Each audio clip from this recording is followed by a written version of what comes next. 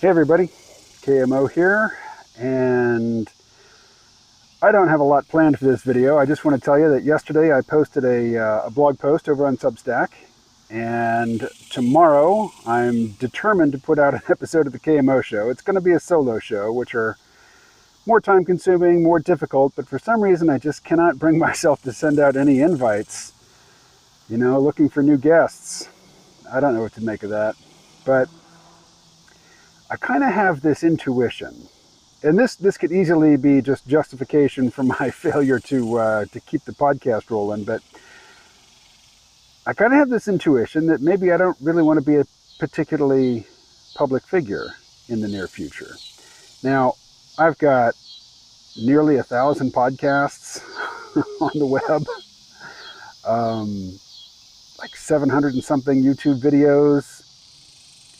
It's too late. I can't not be like online. I can't be a digital ghost like my oldest son.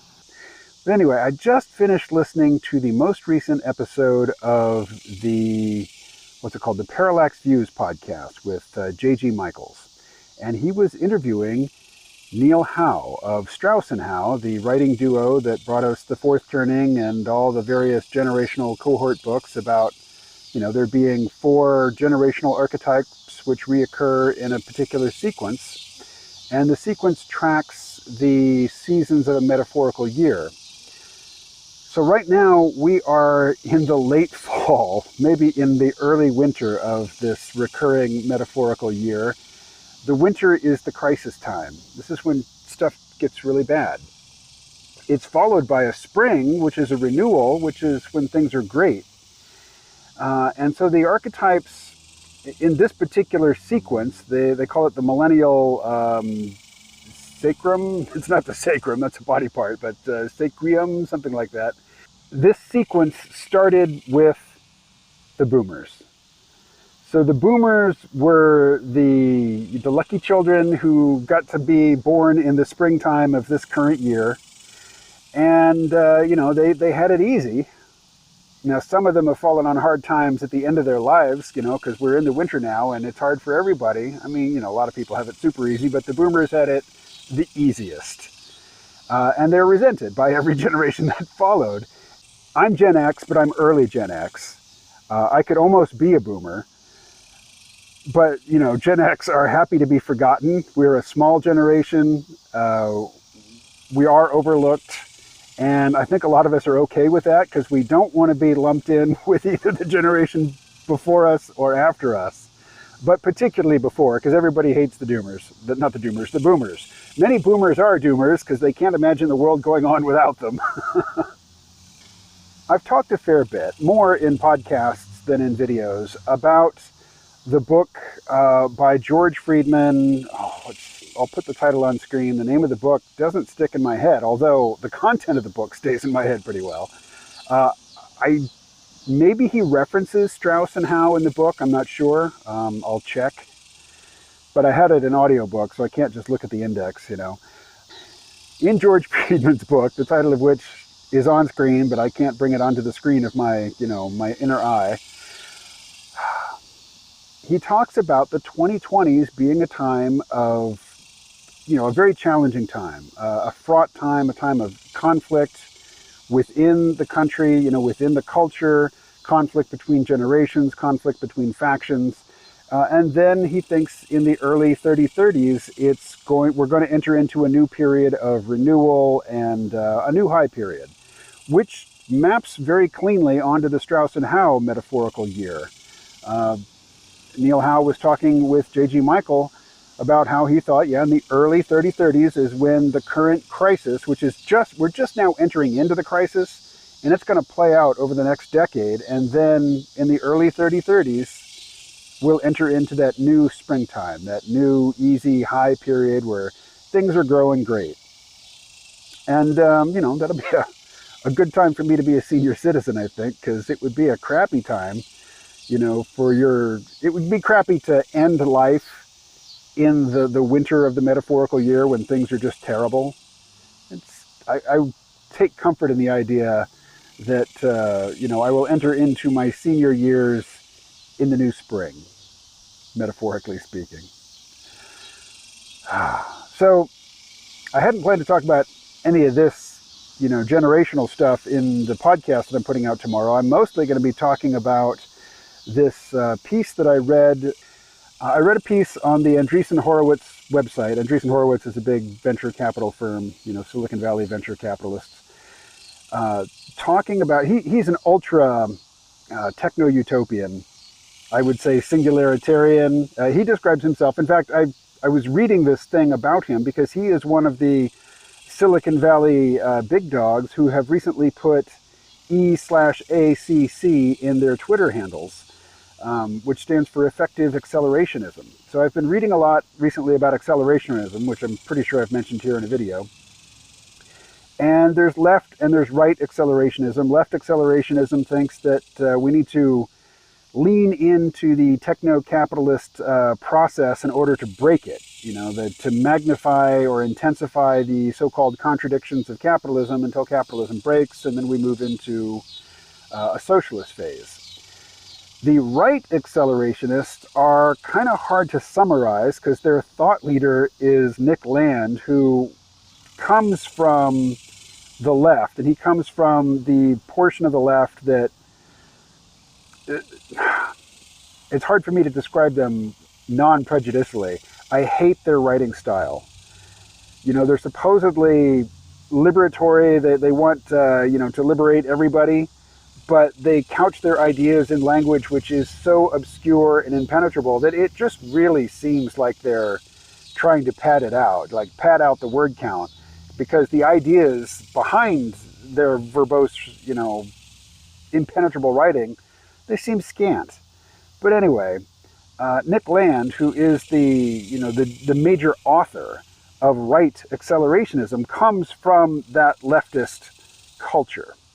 And then he had, what the leftists would probably describe as a psychotic break, and what right-wingers might describe as an epiphany or, a revelation or something, if they could understand what he has to say. But there's like a cottage industry of people, even here on YouTube, who will just read like a paragraph of Nick Land and then talk about it for half an hour to try to unpack it. I hate that shit. But anyway, Nick Land is the archetypal figure and supposed godfather and articulator of right-wing accelerationism, but he's really hard to figure out. I'm saying all this because I'm just trying to lay out the different types of accelerationism, and effective accelerationism is really a California thing. It's a tech industry thing. It's kind of a play on or an evolution of effective altruism, which is, bringing like data science to the question of where to invest your charitable dollars, where to get the best return in terms of effects, improving people's lives, for the money that you put in. Because so many of these philanthropic organizations, 90 cents out of every dollar goes to paying executive salaries and other overhead and upkeep, and very little of it actually goes toward helping, the people who need help, which I think is the genesis of effective altruism.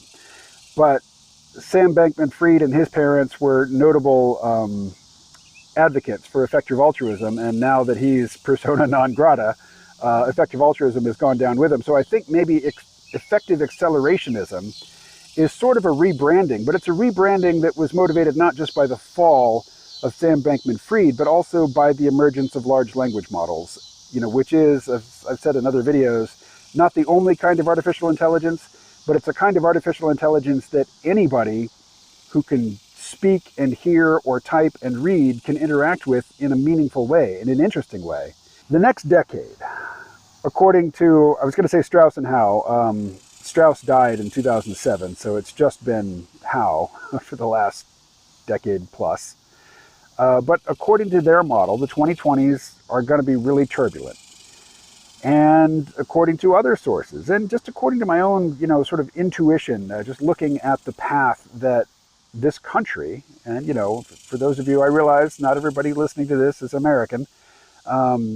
If you're Canadian, you count among, when I say this country, I'm talking about US and Canada. We're pretty much a unit. But, there's also certainly affinity and a mirroring of the generational archetypes and processes in the UK and Australia and New Zealand, and, you know, the former British Empire generally. So when I say us and we, you know, I might make reference to Americans, but I'm talking about the Commonwealth nations and the American Empire, basically. Not so much Japan and Korea, who are certainly close allies, but, you know, culturally and historically, they've just went on a different path. They're on our team right now, but they're not us. Like y'all, love y'all. But, you know, when I say us and we, I'm talking about the Americans, the Canadians, the Brits, the Irish, the Scottish, the Welsh. Get everybody over there in the islands. You know, the Aussies, the Kiwis, that's us. And we do seem to be joined at the hip. We are going through the same same processes together at roughly the same time, not to the same degree. Australia and New Zealand have got off pretty easy, I would say, in terms of, you know, the beginning of the crisis so far. Whether that remains the case, I don't know. One thing that Howe was talking about in the podcast is that every fourth turning, which is this crisis phase, you know, this winter in the metaphorical year, every fourth turning for America has meant a major total war. Does he think that that is necessarily the case? Well, he doesn't go that far. In fact, he hopes that we can get through this next one without a big war. But in the past, there's always been a war during the winter of the metaphorical year. And what's, you know, what war is most likely? China, really. I mean, if it's going to be a war with Russia, it'll be a nuclear war, which is frickin' Armageddon, Ragnarok, you know, doomsday all rolled into one. Don't want that. China doesn't have nearly the nuclear arsenal that Russia does. A war with China is likely to be a conventional war, and it's likely to be fought over Taiwan. It's likely to be fought in the Pacific, in which case, you know, you Aussies who have had such an easy time of it so far, you might bear the brunt of it, you know, in the later weeks of the metaphorical winter. Still, trying to get back around to my first point. There is a Tyson chicken plant here in town. Everybody in my family has worked at that Tyson chicken plant at one point or another. Even before Tyson as a company existed, the chicken plant was here. It was run by a company called Okoma. My grandmother worked there for years. In fact, she bragged of being a strike breaker. Not a strike breaker exactly, because she didn't have any concept, you know, of labor solidarity or anything like that. She just knew that when other people stopped working, she still needed the money, so she kept going to work, and she crossed the picket lines. Not out of ideology. It's kind of ideological, but not in a political sense, more in just a sort of moral sense of, I'm a working person, I work, you know, and working people work. It's just how it is. I'm thinking of going to work there. Why? Well, I have all the time in the world right now, and I'm not, to my mind, making particularly good use of it. The podcast is kind of withering on the vine. I'm not doing comics. I did one just recently. It was a paid thing. You know, I didn't even put my name on it. It's not my messaging. It's just, you know, me putting images together. But I have a lot of time, and it seems like the more time I have, the less use I make of it. I realized that I was putting out a lot more YouTube videos when I was working 50 hours a week last winter at the ski resort. Now that I'm not doing any sort of paid work, I'm doing less creative stuff than I did back then. So, yeah, thinking of going to work as just a general laborer, unskilled, unrecognized, unappreciated, but, you know, paid with, and this is a major, major, major consideration, with medical benefits, which I do not have right now, and which I won't have for another 10 years, you know, unless we have some weird revolutionary changing of the guard here in the United States.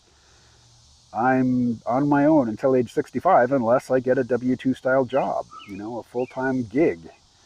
And I'm thinking of doing that, you know. And for those of you who only see me here on YouTube, this will probably have the least impact on you. For people who, you know, look to me to put out a lot more podcasts than I have been recently, or to publish more written work than I have recently, you're the ones who are going to get less. Anyway, I'm not asking for suggestions. I'm not asking for advice. But as always, I am asking for feedback. That's why I make these videos. And let me encourage you to, I've been putting up a lot of stuff on my Patreon recently. None of it's behind the paywall, just patreon.com/KMO.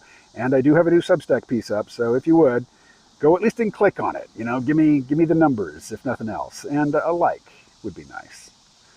All right. Links in the description. I'm out. Catch you later.